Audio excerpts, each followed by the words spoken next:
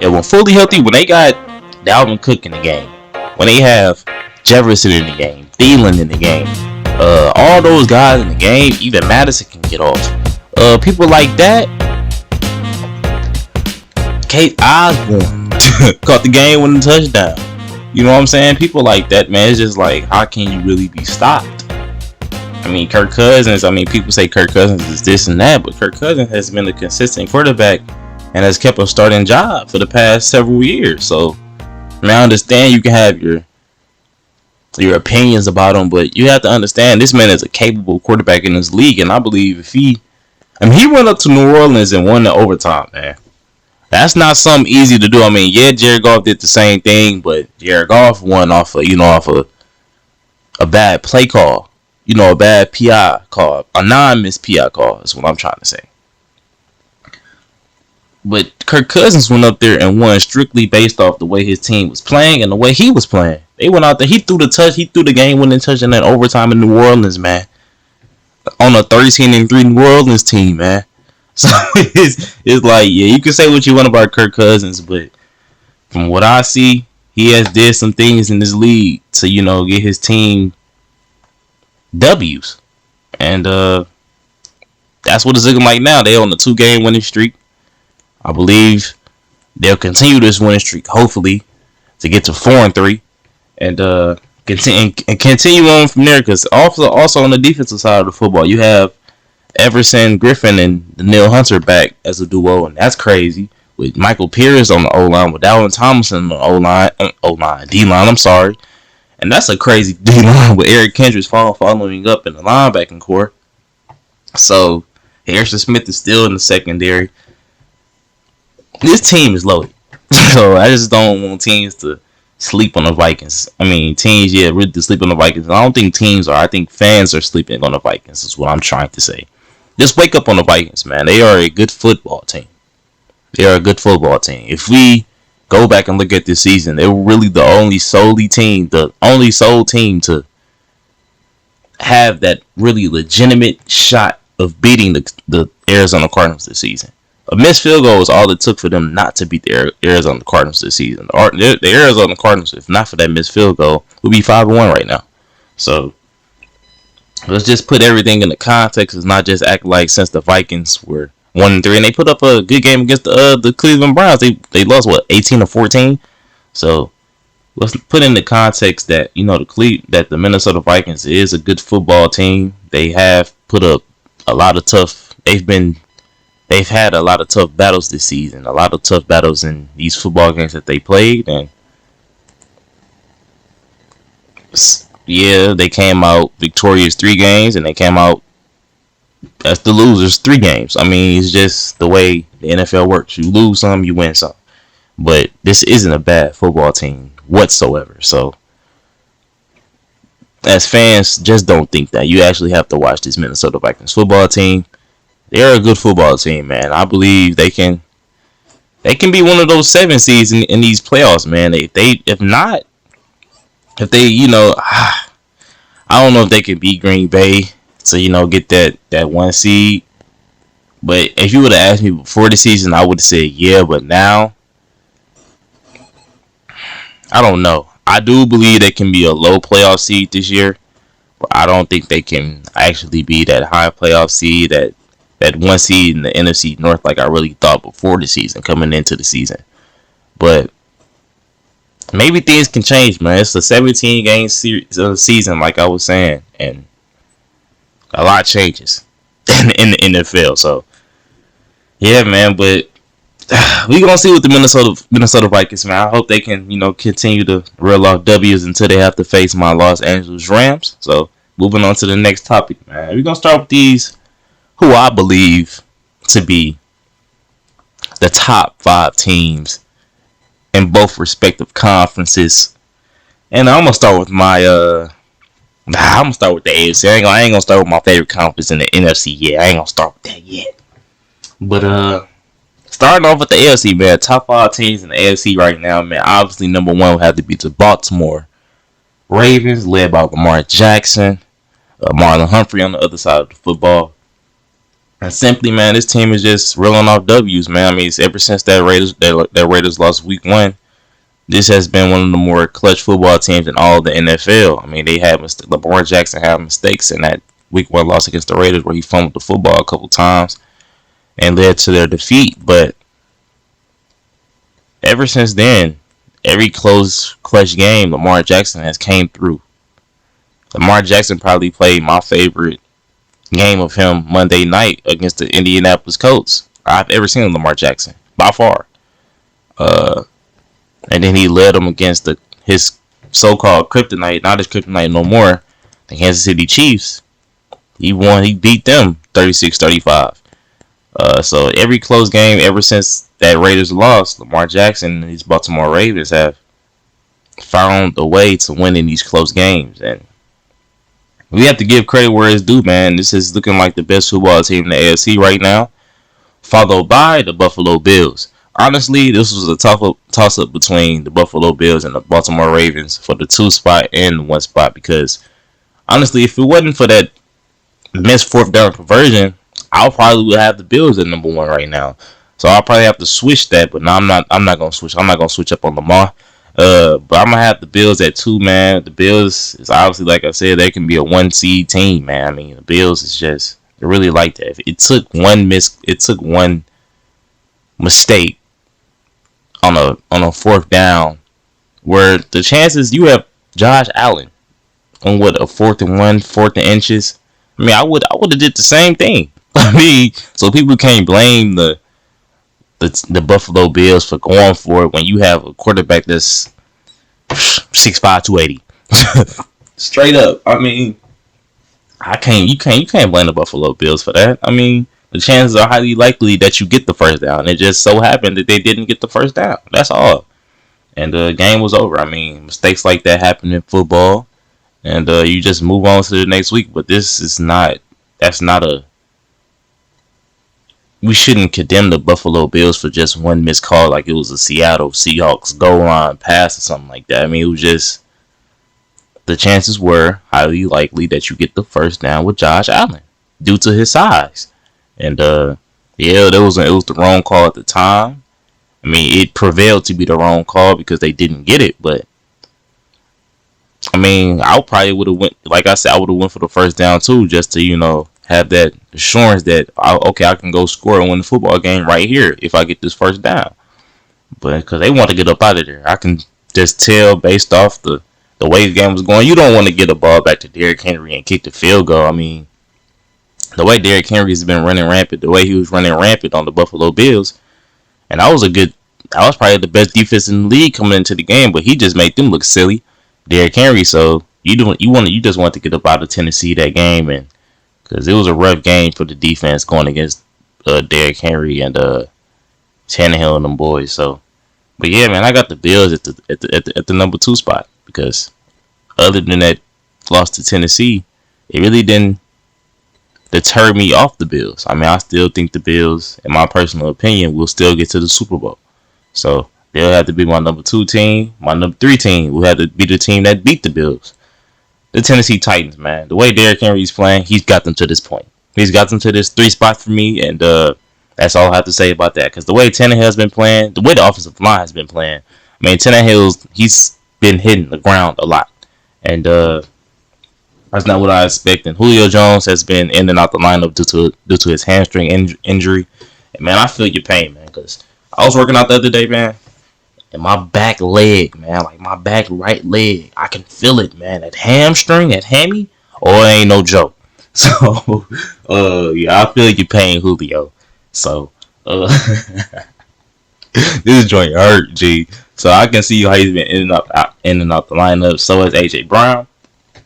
But Derrick Henry, man, that's the story of the Tennessee Titans. Derrick Henry, he leads the league in rushing yards. The second leading rusher is Derrick Henry after contact. So, like, that's crazy, bro. Like, that, I ain't never seen nothing like this before. Like, Derrick Henry's probably gonna be one of the best running backs ever. He already is one of the best running backs ever. He has a chance to be in that top 2, top 1, top 3 conversation. Knows what I'm saying? We ain't seen nothing like this before. I mean, we have, but we just like, he's a Hulk out there. You ain't stopping him. So that's why I have the Tennessee Titans at the 3 spot. Now for my 4th spot for the AFC, I have still the Los Angeles Chargers, man. And honestly, this was a toss-up between my 4 team, the Chargers, and my 5 team. I ain't gonna say that 5 team yet, but it was a toss-up because, like I said, the way the Chargers look against the Baltimore Ravens, that's not something that I wanted to see from this team that I have high hopes for also. Like Brandon Staley, he's been doing an outstanding job over there in Los Angeles across the locker room. I should rather say because he was once the defensive coordinator last season for my Los Angeles Rams, and yeah, man, it was a little bittersweet moment when he went to LAC, but I was happy for him. But back to the moment. Uh, yeah, the Chargers though, man. I mean,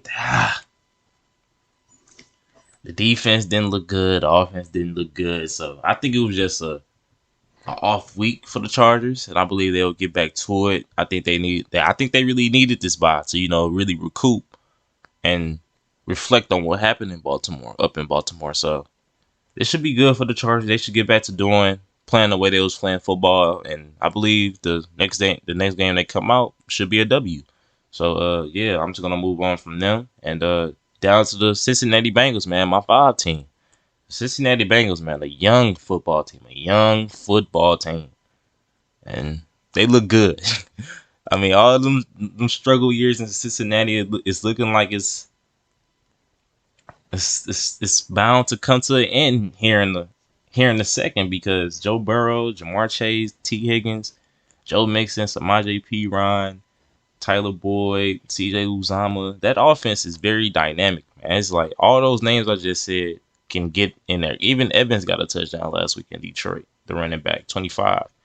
And this offense can hit you with and another coach, another McVay tree, I have to say, Zach Taylor. But but like I say, man, this offense is very dynamic. You don't know who's gonna come at you which week. I mean, Chase might hit you, Boyd might hit you, Uzama might hit you.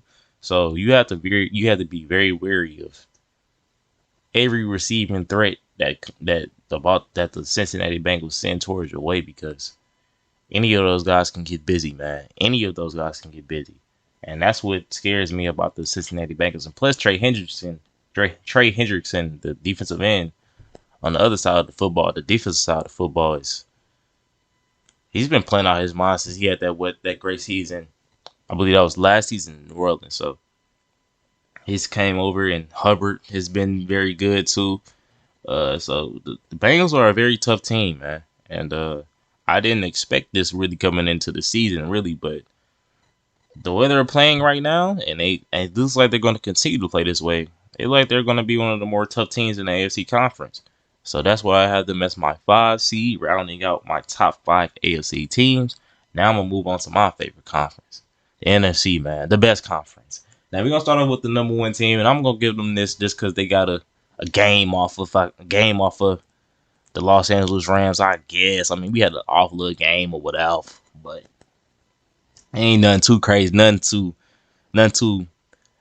to be too excited about. You know what I'm saying? But the Cardinals, man, they my number 1 team in the conference. Can't lie. I can't lie. The Cardinals are the best team in the conference. They're the best team in the league as of this moment right now.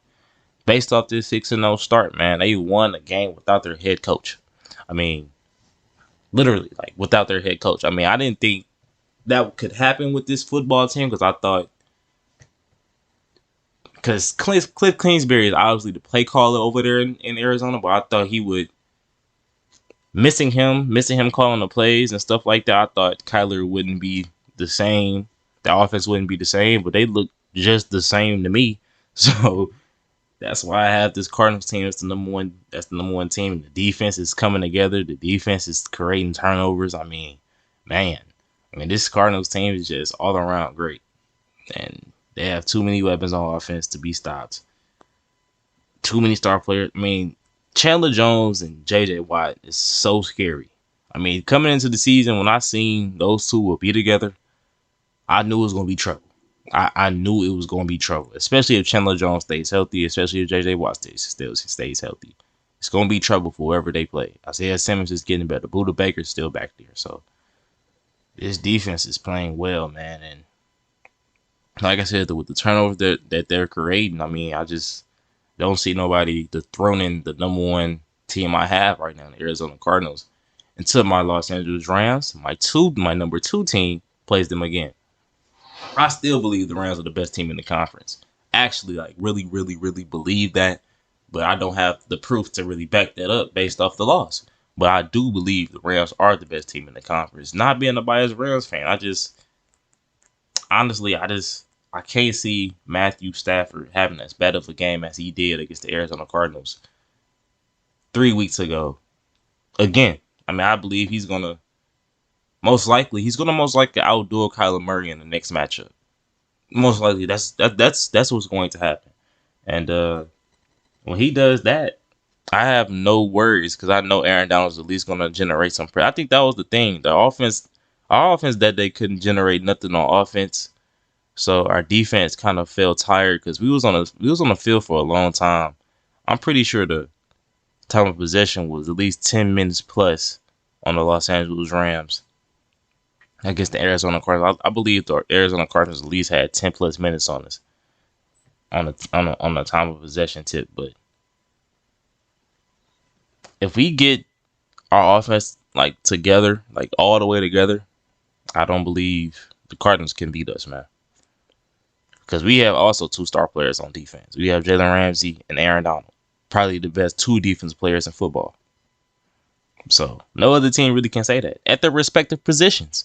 You know what I mean? So I don't believe the Cardinals are really better than us, but since we have that one loss, and the one loss is to them, I'm gonna have to get the nod to the Arizona Cardinals, and the Rams is the number two team. Now for my number three team, the Dallas Cowboys. Man, y'all look good. Cowboys fans, y'all look good, G. Y'all look good, G. That boy CD Lamb, like he's gonna be probably y'all number one receiver as time goes on. I mean, Amari Cooper, he's still the man, but that boy CD Lamb, yeah, he's for real. So I'm gonna have to go with CD Lamb being y'all number one wide receiver in the near future. I'll still have to give that to Amari Cooper, but and plus the way this Trayvon Diggs, man, he might really be our number one wide receiver. He catching everything, literally catching everything that's thrown his way. He has 7 picks now, and I believe he's gonna at least get. I don't know how many. He might end the season off about 15 picks, man. Honestly, I mean, but this Cowboys team all around is great. I mean, they have playmakers on defense, playmakers on offense. I mean, all over the board. I mean, people's been getting on the coaching staff's head, but like about Mike Carthy, he's been doing some questionable things. But other than that, the Cowboys are still winning football games. So what can you really say about the Cowboys, really? And Zeke, he's running the football well. Pollard's running the football well. Dak's passing the football well. So I can't really say too much about this Cowboys team, man. They're actually a great football team. And it's probably going to be a little disgruntled fans in the comments because the Buccaneers are the 14, and the Buccaneers beat the Cowboys. But barely. They beat them only by 2 points, and I believe if they were to play again, I would have to go with the Dallas Cowboys. You know what I'm saying? It was good. But I'll have to go with the Dallas Cowboys, man. So yeah, and the Buccaneers, I think it's really just a matter of the way the secondary has been looking. The secondary hasn't been looking too hot. Richard Sherman is out this game. Carlton Davis been out. Sean Murphy-Bunting's been out. I mean, the injuries to the secondary and the secondary just in general hasn't just been good. I mean, they just not they haven't been good. I mean, maybe they turn it up in the playoffs again like they did last year, but this secondary is just they can just be passed on by any capable quarterback in the league for 300 plus, 400 plus yards and 3 plus TDs. I mean, it's gonna be like that. I think that's where it comes in. That's where Brady really comes in because Brady's gonna have to pass for 4 plus touchdowns and 400 plus yards, but he can and he will. That's the thing. So it's just like that's the only reason the Buccaneers are really still a top team because Brady passes the ball so well that you really cannot stop the Buccaneers. So, but you can get anything that you want on them. But I don't know if this is going to be a thing for the entire season. Because like I said, the Buccaneers start to turn on late in the season. So we'll see. Now for my 5 team, man. The Green Bay Packers. The Green Bay Packers, man. The Green Bay Packers are on a winning streak too, a 5-game winning streak. They're looking good now. Aaron Rodgers said he still owns the Bears, and he still does own the Bears. They're finally reeling off some victories. I'll say my favorite victory from them would have to be the one against Cincinnati. That was a very close game. I didn't know which one. I mean, both kickers they were on one that day. I don't know what they were doing, but Mason Crosby eventually prevailed. But Aaron Rodgers and the Packers have been, and that offense has just been on a roll ever since week 1. Ever since scoring 3 points against the New Orleans Saints, they've been on a roll, and they haven't been able to be stopped. And it's not looking like they're going to be stopped anytime soon with the way A-Rod is playing and the way number 17 Devontae Adams is playing, Aaron Jones is playing. So as long as they got them 3 playing is this well, I mean, I don't see anybody stopping the Green Bay Packers anytime soon. So they'll have to be my 5 team leading that NFC North division. And yeah, man, that's gonna round up my top 5 teams for the NFC, man, and the AFC conference. And yeah, man, like I said, the games to look forward to today obviously have to be once again the Cincinnati Bengals versus the Ravens, and also the Chiefs versus the Titans. I mean, how many yards do you guys think Henry will have today? Honestly, I think he goes for 180 plus. And then I can say, because, I mean, honestly, the Kansas City Chiefs have the 27th ranked run defense in the league. He's going to run all over that. Easily. Like 5 yards a pop, 6 yards a pop, 7 yards a pop, almost. And, but also the Tennessee pass defense is ranked 24th. So, and you know the Chiefs' strength on offense is passing the football. So, it's going to be a mano matchup where Derrick Henry is obviously going to go against Patrick Mahomes to see who comes out victorious in this football game, because that's going to be the matchup: Mahomes versus Henry. Like who puts up the most points in this football game? That's what it's going to come down to, because neither defense is really great or good or capable of just stopping the other offense. So, and also, I mean, KC is number 1 in sacks allowed. So, is Patrick Mahomes going to go down at least 3+ times this game? Is Harold Landry going to add to his sack total? He has 6.5 right now. So, is he going to add to his sack total? I mean, the numbers say he will, but NFL is week to week. So, we have to see how that goes with Harold Landry and the Tennessee Titans defense. But, yeah, man, moving on to the next topic, man. I mean, you still got the Bengals and the Ravens. I believe this will be the best game of the day. And the Bengals have a good run defense, but the Ravens have an excellent running game. So which side will give? I mean, which will the defense give, or the Cincinnati Bengals, or the offense be stopped? The run offense be stopped. The Baltimore Ravens run offense be stopped. I mean, so which side do you guys think will give? I'll probably have to say Cincinnati run defense will eventually give, because that Ravens run game hasn't been stopped in the past 3 years. I mean, I gotta keep it straight up. It hasn't been stopped in the last 3 years, and I don't think it's gonna be stopped today. So, yeah, I'm gonna go with that Ravens run game. And then, can the Ravens really follow up with what they did last week against the Los Angeles Chargers, against Joe Burrow and this offense? Honestly, I'll have to say no. The only reason I'll say that because I think I'll take the Joe. Austin Eckler only ran the ball with six times last week. That's not too good. I don't believe Zach Taylor's going to run Joe Mixon 6 times. He's going to run him at least 10, 15, 20+ times with Samaje Perine, get some touches on the ground. They're going to run the football in Cincinnati. And they're also going to pass the ball well. So I just can't see the Baltimore Ravens stopping this offense, especially as it's a division rival, so they're used to seeing the Ravens. So I don't see the Ravens defense following up with what they did last week, the excellent defense they played last week.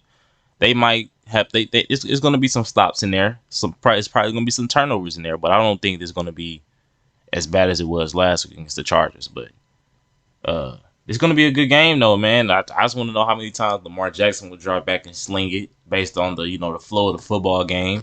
Will there be Will he pass with 29 passes again, or will he, run the ball probably 15 plus times? I mean, because Lamar Jackson can also do that. So, speaking on the way the flow this football game go, I mean, we'll never know what we see from this Ravens offense. That's what's scary about Lamar Jackson. You don't know what to expect week in and week out. He could pass the ball for 400 yards now. He can run the ball for over 100 yards now. I mean, always, but you don't know what to expect with this Baltimore Ravens offense, man, and that's scary for defenses.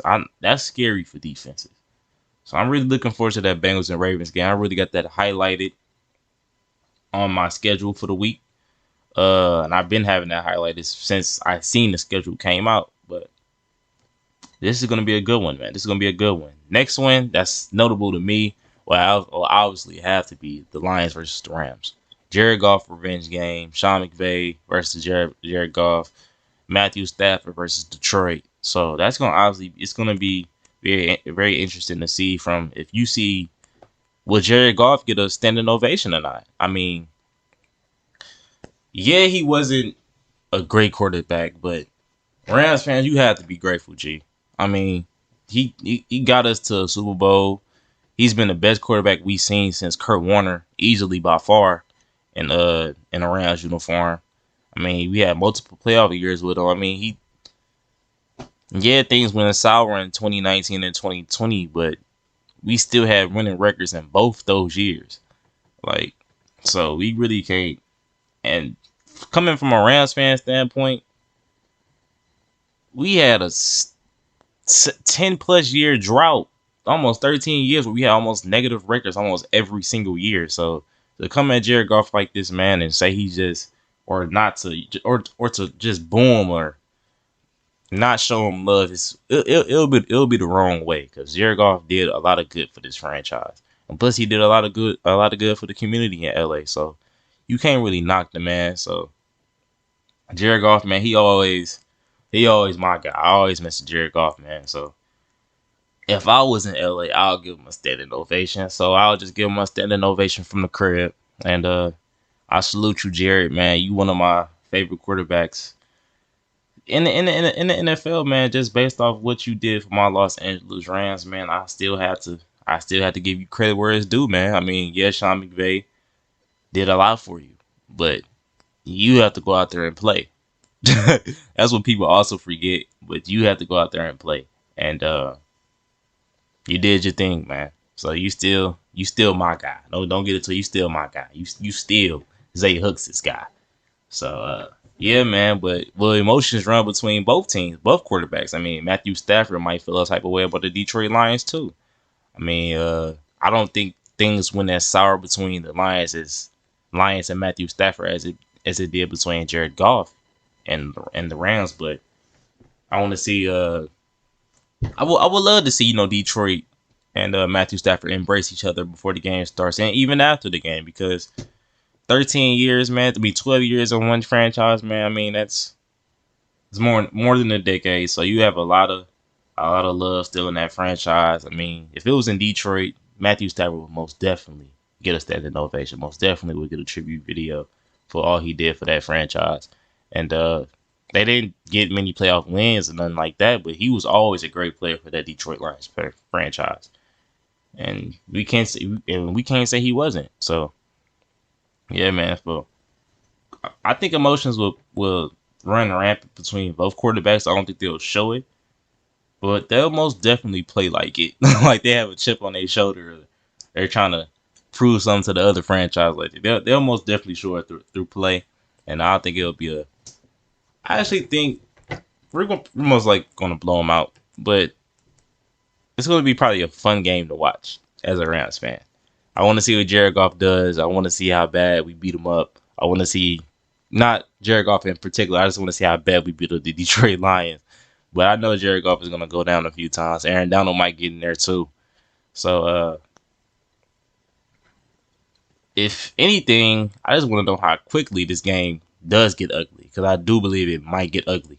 So, we obviously the better football team as the Los Angeles Rams, but the Lions have had tough games this year with good football teams to start off the first half. And Rams, we've been struggling in the first half. Okay, back to what I was saying. As the Rams fan, we struggle in the first quarter and the first half. As the game goes on, we continue to progress and go with the flow of the game. We end up taking over the game, but I believe we can do the same thing here against Detroit if we don't let Detroit have what they won in the first quarter or something like that. But I believe this is going to be a blowout by the Los Angeles Rams. I believe we're going to blow the Detroit Lions out. And tough love, Jared Goff, but we still love you, G. I know the players still love you over there in LA, so yeah, man. But we're going to have to go ahead and get this win to stay afloat in a tough NFC conference. And yeah, man, that's how I think things will go down. I'm looking forward to a great football Sunday with the games commencing in about 3 hours at 12 o'clock Central Time, 1 o'clock Eastern, 10 o'clock, 10 a.m. Western Time, Pacific Time. So the games are going to kick off here in a minute, and I'm looking forward to it. And yeah, I'm going to get ready for it myself. But this is just a little pregame video to get you guys prepared for what's going to happen throughout the week and let you guys know some information and get you some football talk before the games before week 7 kicks off. Well, Sunday portion, the Sunday slate's football game kickoff, because week 7 is already kicked off with the Thursday night game. That was a tough Thursday night game, huh? The boy De'Aaron's, he might not have a role over there in Cleveland. He might though. But if they continue to roll with Chubb and Hunt, he goes somewhere else, he can be very capable. So, hey, keep a lookout for him, man. But yeah, I'm gonna end off this video, man. My name is Isaiah Hooks. But like I said, you guys can call me Three-Way Zay. And yeah, man, this is my pregame show, Three-Way Radio's pregame show. And I thank you guys for tuning in. And yeah, man, Three-Way Zay signing out.